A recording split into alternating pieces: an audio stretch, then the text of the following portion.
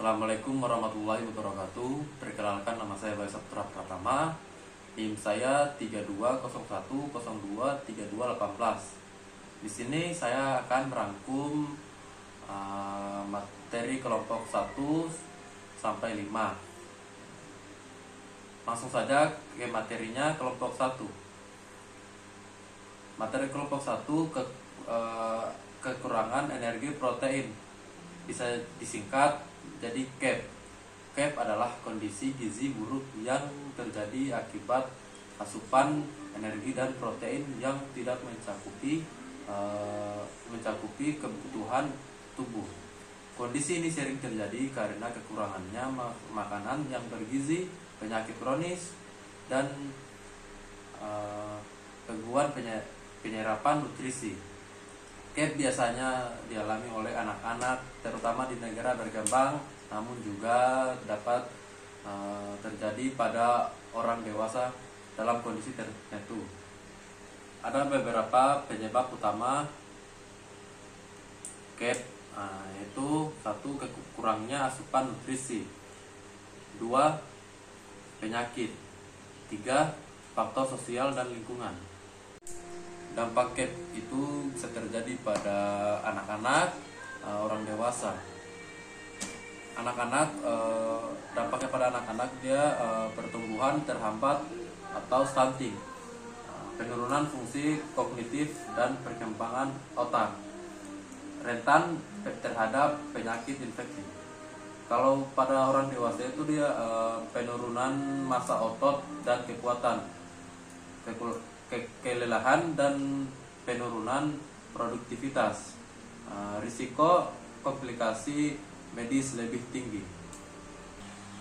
Langsung ke materi kedua yang berjudul anemia.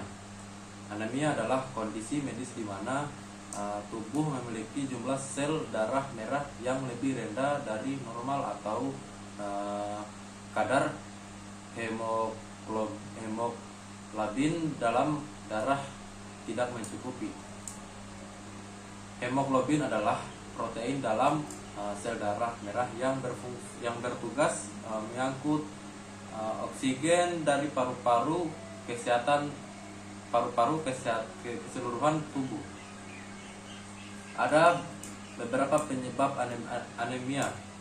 1. Kekurangan zat besi. 2. Kekurangan vitamin. 3. Penyakit kronis. 4. Gangguan genetik. 5. Kehilangan darah akibat menstruasi. 6. Gangguan sumsum tulang yang menghambat produksi sel darah merah. Gejala anemia ada beberapa, yaitu 1. Kelemahan dan lemas. 2. Kulit pucat. 3. Pusing dan pingsan. 4. Sesak napas. 5. Tangan dan kaki dingin. 6. Detak jantung cepat atau tidak teratur. Langsung saja ke materi ketiga yang berjudul gangguan akibat kekurangan yodium, yang disingkat itu GAKI. Yodium adalah mineral penting yang dibutuhkan tubuh terutama untuk produksi hormon tiroid oleh kelenjar tiroid. Kekurangan yodium dapat menyebabkan berbagai masalah kesehatan baik pada anak-anak maupun orang dewasa. Beberapa gangguan yang termasuk dalam GAKI antara lain: 1. Gondok. 2. Kretinisme. 3. Hipotiroidisme. 4. Penurunan kecerdasan.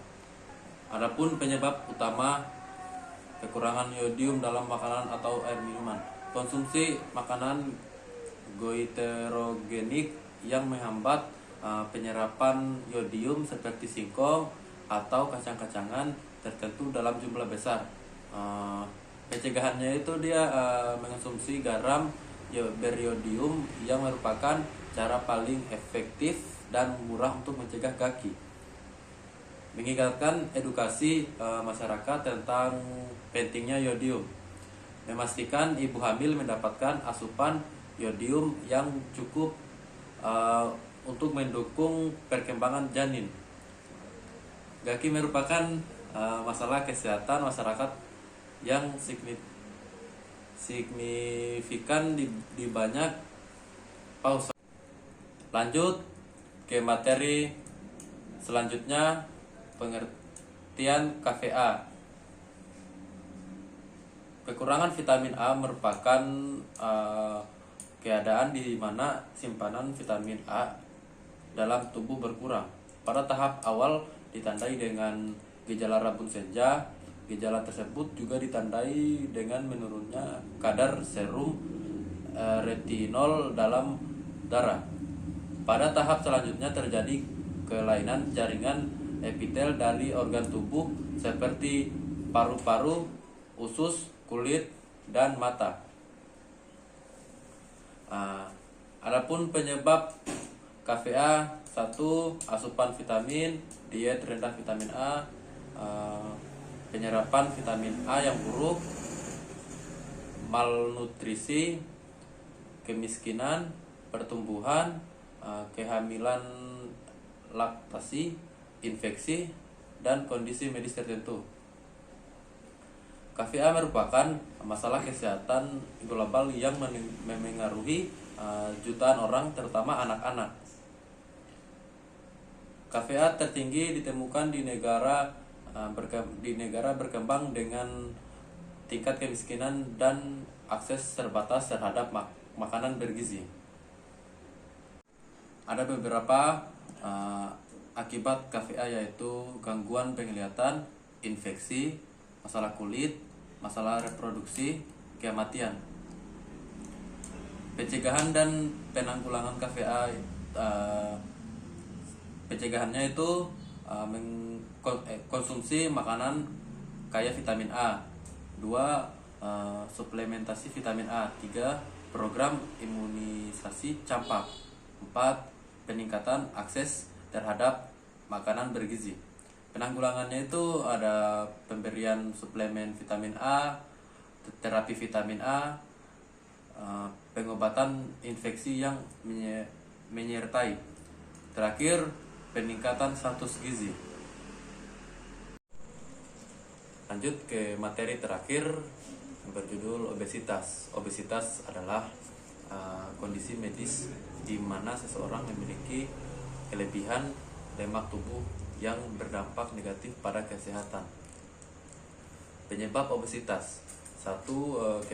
Kebiasaan makan, konsumsi makanan tinggi kalori, gula, dan lemak. 2. Kurang aktivitas fisik, gaya hidup sedentari. 3. Faktor genetik. Kecenderungan genetik memengaruhi metabolisme dan penyimpanan lemak. 4. Gangguan hormonal seperti hipotiroidisme dan sindrom Cushing. 5. Pengaruh obat. Beberapa obat seperti antidepresan atau steroid dapat menyebabkan kenaikan berat badan. Terakhir, resiko kesehatan akibat obesitas. 1. Penyakit kardiovaskular seperti serangan jantung dan stroke. 2. Diabetes tipe 2. 3. Hipertensi. 4. Gangguan tidur seperti sleep apnea. 5. Masalah sendi dan tulang. 6. Beberapa jenis kanker. Penanganan obesitas melibatkan perubahan gaya hidup, diet sehat, olahraga, terapi medis, atau dalam kasus tertentu intervensi beda seperti bariatrik. Sekian rangkuman dari saya. Saya akhiri dengan ucapan wabillahi taufiq wal hidayah. Wassalamualaikum warahmatullahi wabarakatuh.